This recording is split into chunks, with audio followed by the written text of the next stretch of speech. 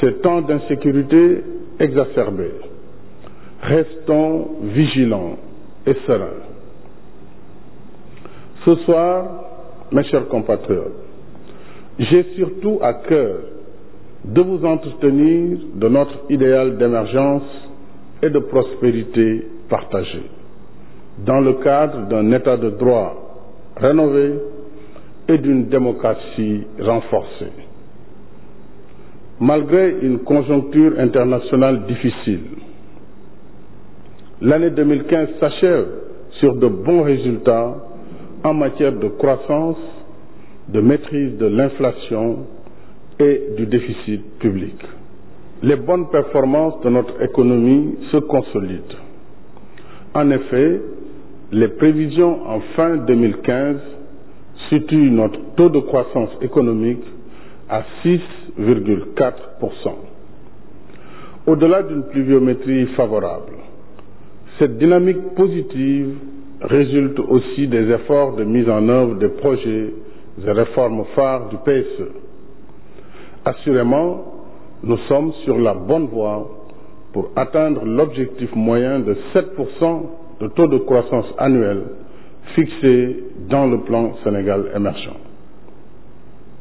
Dans le même élan, et pour la première fois, notre budget national a dépassé le seuil des 3 000 milliards et sera essentiellement financé sur ressources propres. Mieux que les années précédentes, la campagne agricole a donné d'excellents résultats. Rendons grâce à Dieu pour le bon hivernage. Nos efforts de modernisation de l'agriculture ont largement porté leurs fruits.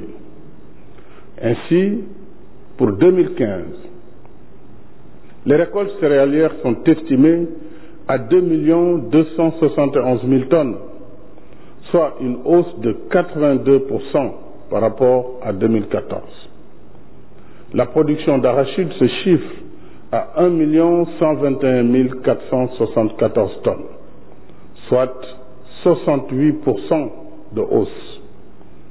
Celle du riz paddy a augmenté de 64%, passant de 559 000 à 917 371 tonnes.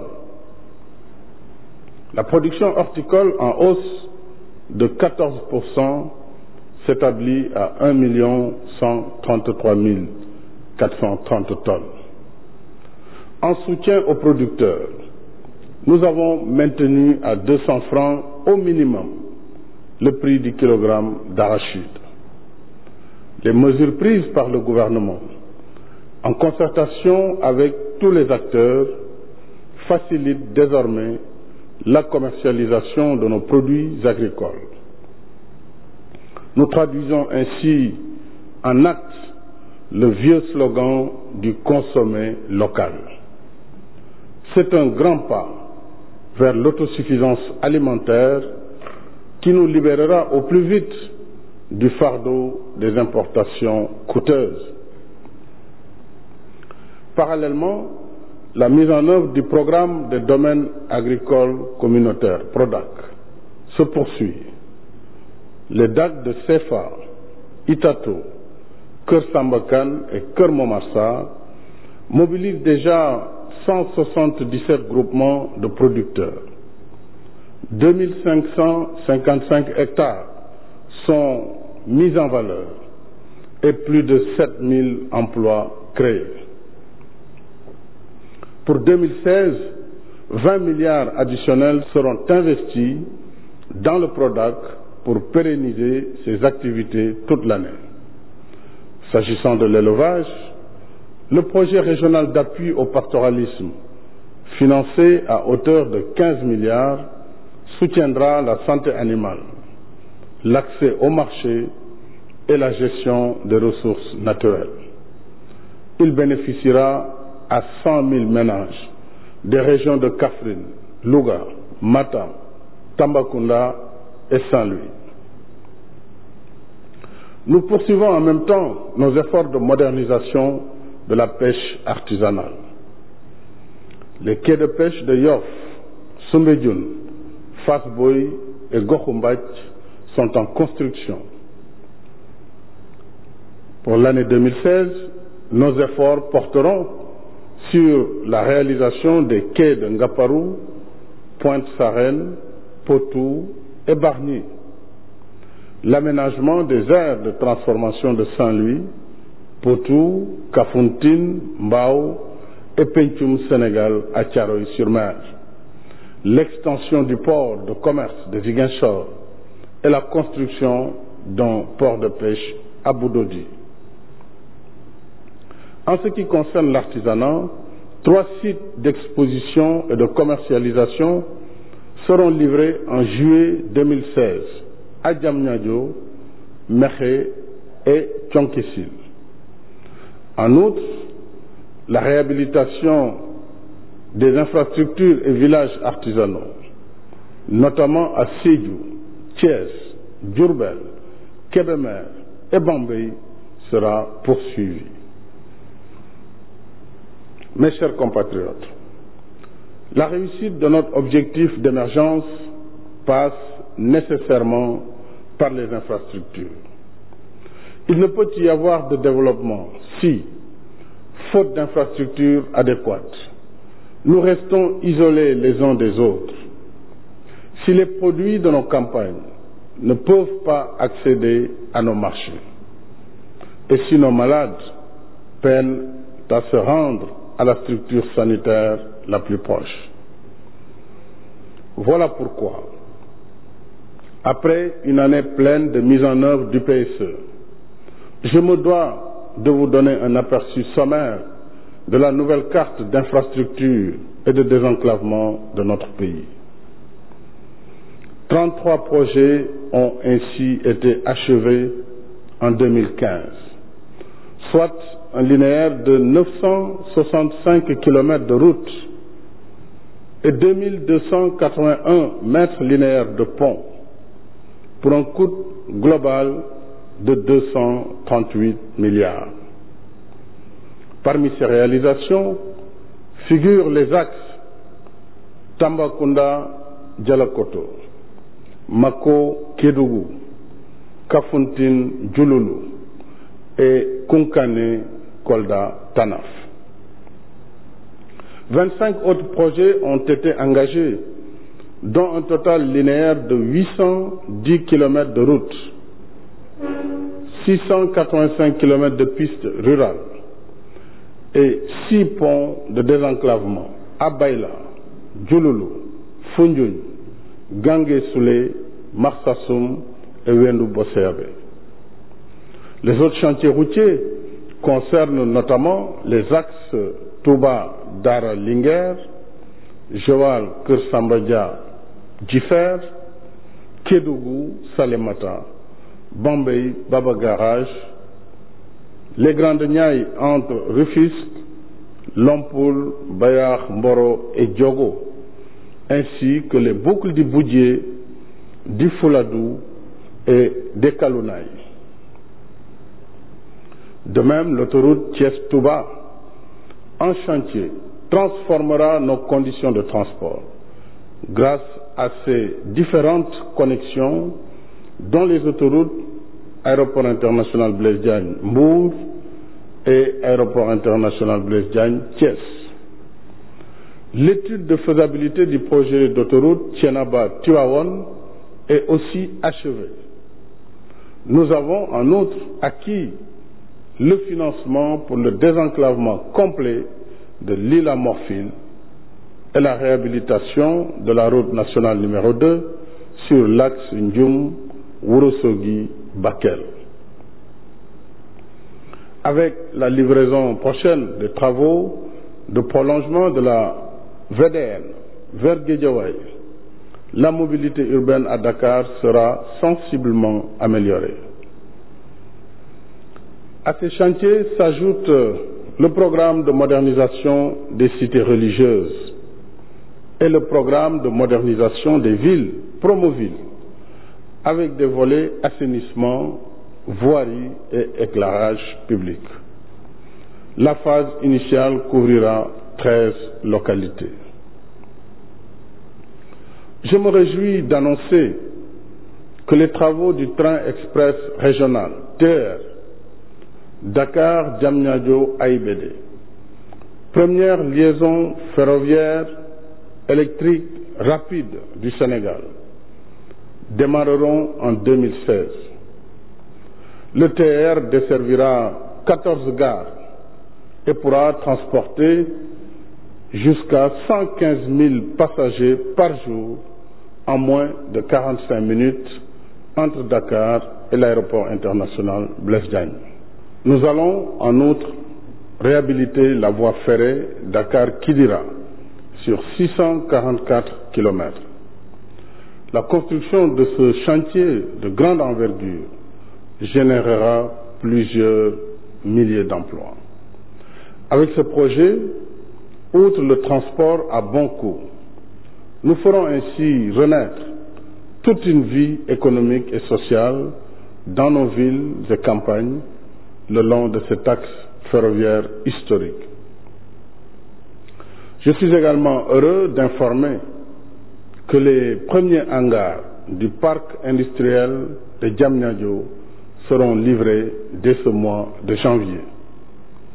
De grandes compagnies internationales vont y délocaliser des activités à haute intensité de main-d'œuvre pour générer au moins 50 000 emplois dans les 5 prochaines années. Concernant le secteur de l'énergie, les nouvelles centrales de Taïba Ndiaye et du Cap des Biches seront mises en service au premier semestre de 2016. De même, un projet de 200 MW en énergie solaire est en cours de finalisation. Vous le savez, en juillet dernier, j'ai lancé le programme d'urgence de développement communautaire, le PUDC, destiné aux localités rurales particulièrement défavorisées. La phase initiale est financée à hauteur de 113 milliards. Ainsi, en plus des 37 forages réceptionnés en 2015, dans le cadre du programme national de 300 forages, les premiers résultats du PUDC en seulement 4 mois d'activité sont très satisfaisantes. 63 forages ont été réalisés et 69 châteaux d'eau, 847 km de pistes rurales sont en chantier pour 462 villages des régions de Fatick, Kaffrine, Kaolack, Kolda, Louga, Matam, Saint-Louis, Sédhiou et Thiès. Grâce au concours du génie militaire, 18 forages ont été réalisés dans les régions de Kédougou et Tambacounda. Pour l'hydraulique urbaine, nous allons construire une 3e usine d'une capacité de 200 000 m3 jour à Keur-Momar pour un coût de 255 milliards et une autre de dessalement d'eau de mer sur le site des Mamelles, financée à hauteur de 135 milliards. Ces 2 unités permettront de sécuriser l'approvisionnement de Dakar et ses environs pour 20 ans au moins.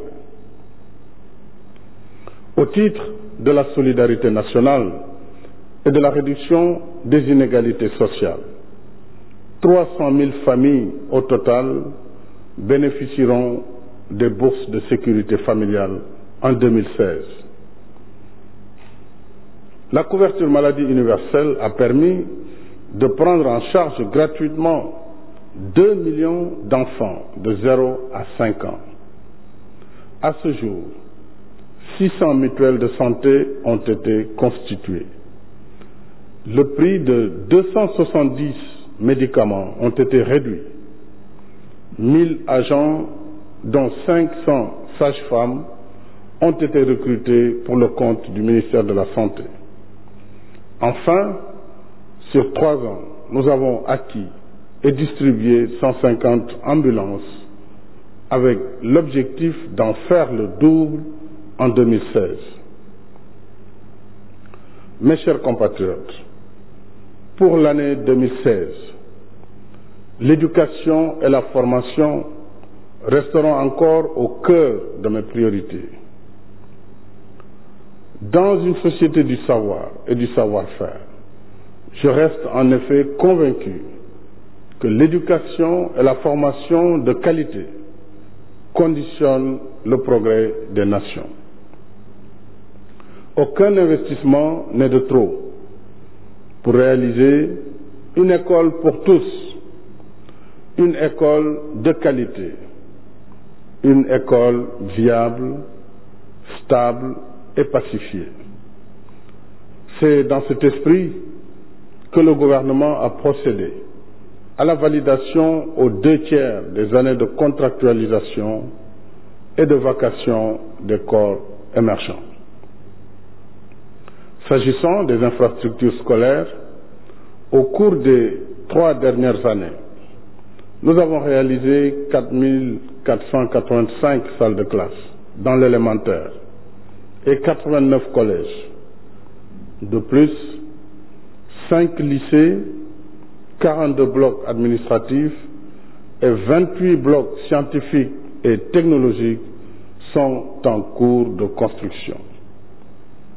Grâce à ces efforts, nous avons ramené le pourcentage des abris provisoires de 18% en 2011 à 11% en 2015.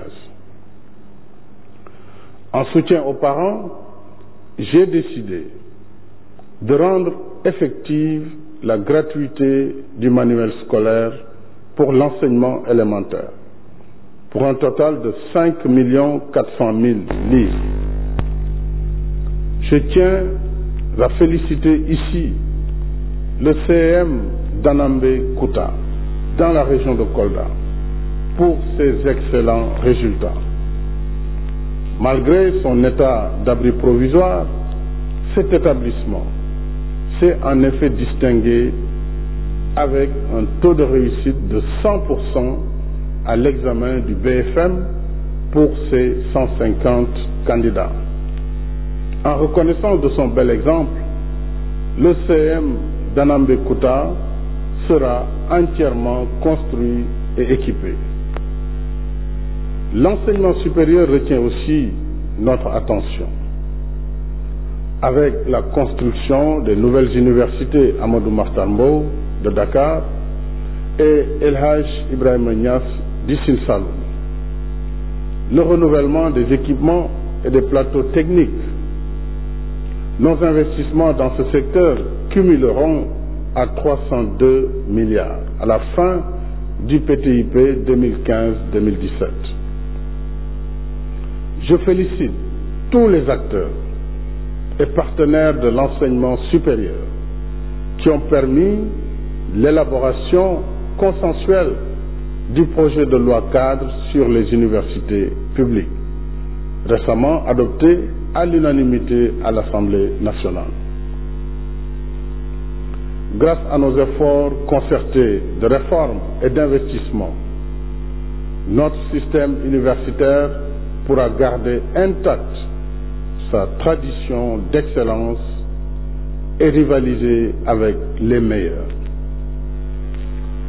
Le chemin de l'excellence, c'est celui qu'ont emprunté nos Lions du basket, championne d'Afrique pour la 11e fois, et notre équipe nationale de football des moins de 23 ans, vainqueur des derniers Jeux africains. Je leur renouvelle mes chaleureuses félicitations. Pour soutenir cette dynamique d'excellence, il sera édifié sur le site de Diamniadio un complexe sportif multifonctionnel de 15 000 places avec des aires de jeu pour le basketball, le volleyball, le handball, la boxe et le patinage. Mes chers compatriotes, au plan international, notre diplomatie nous a valu de réels motifs de satisfaction. En témoigne la brillante élection de notre pays au Conseil de sécurité des Nations Unies.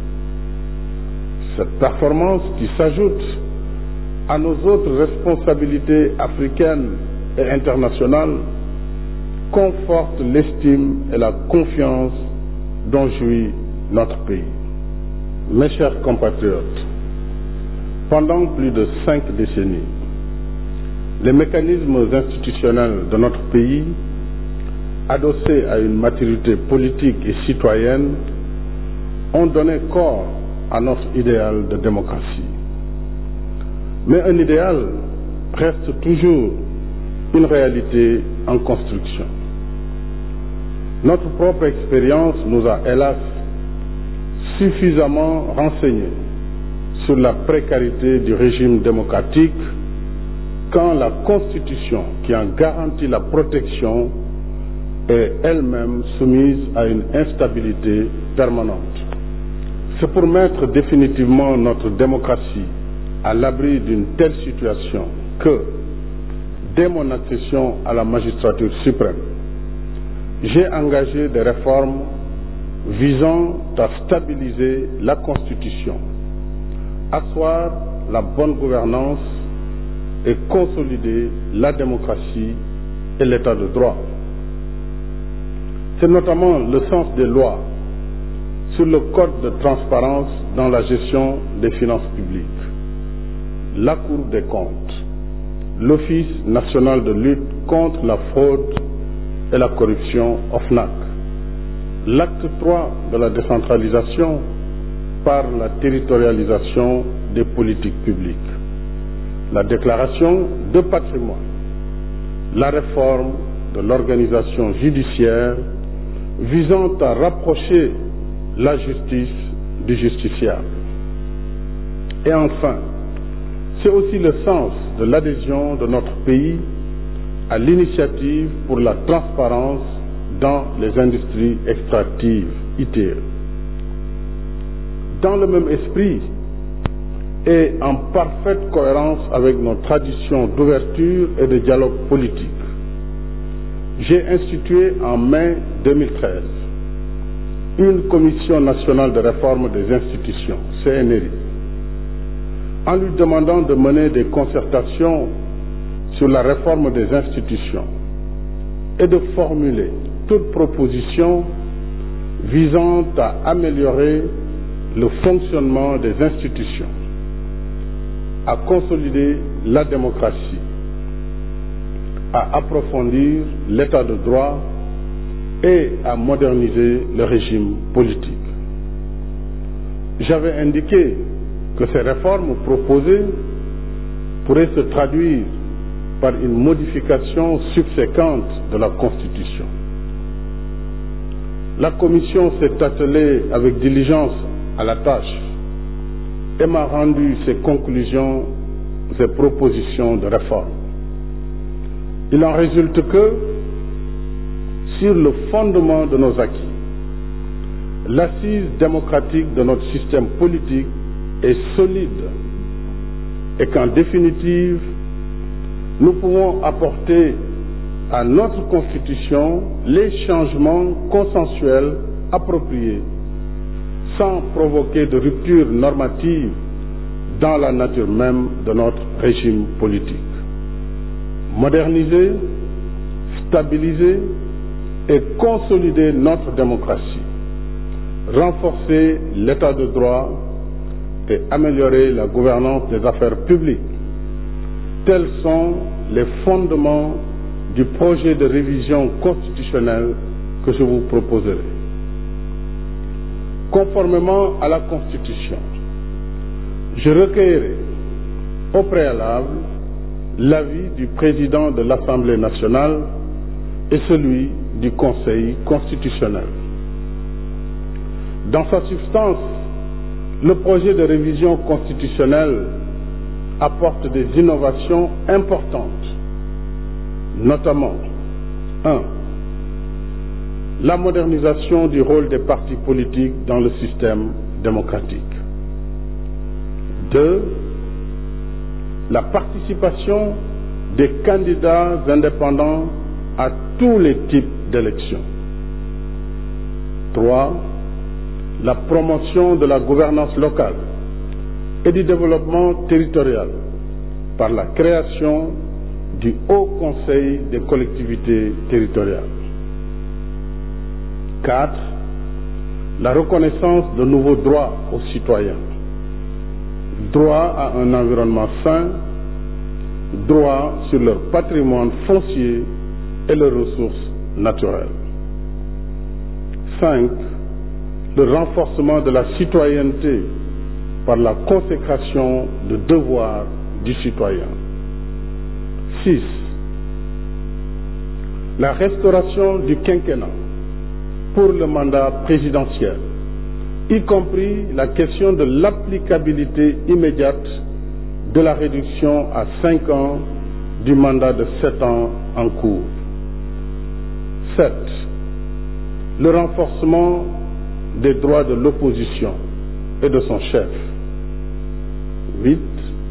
La représentation des Sénégalais de l'extérieur par des députés à eux dédiés.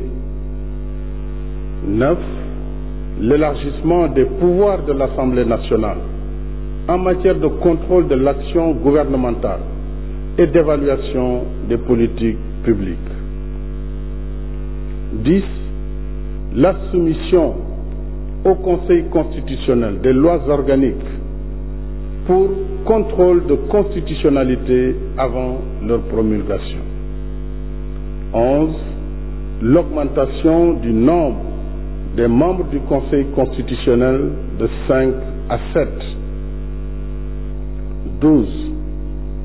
La désignation par le président de l'Assemblée nationale de 2 des 7 membres du Conseil constitutionnel. 13.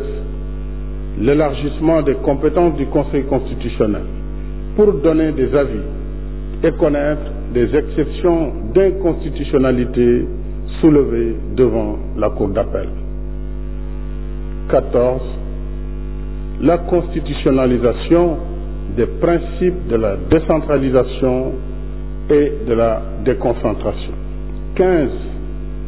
L'intangibilité des dispositions relatives à la forme républicaine, la laïcité, le caractère indivisible, démocratique et décentralisé de l'État, le mode d'élection, la durée et le nombre de mandats consécutifs du président de la République.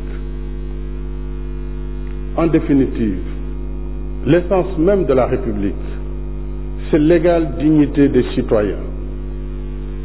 C'est le gouvernement du peuple, par le peuple, pour le peuple. Voilà pourquoi je tiens à ce que le gouvernement reste dans le temps du réel, le temps de l'action, à l'écoute et au service exclusif des populations. La quête de l'autosuffisance alimentaire, la réalisation d'infrastructures de développement, l'éducation et la formation, la santé, la lutte contre le chômage et les inégalités, voilà ce qui continuera de mobiliser mes efforts et d'occuper mon temps pour un Sénégal meilleur, le Sénégal de tous, le Sénégal pour tous. À tous et à toutes, mes chers compatriotes, je renouvelle mes sentiments de profonde affection. À tous et à toutes, j'adresse mes vœux ardents de bonne santé, de bien-être et de réussite. Bonsoir et devenez-y.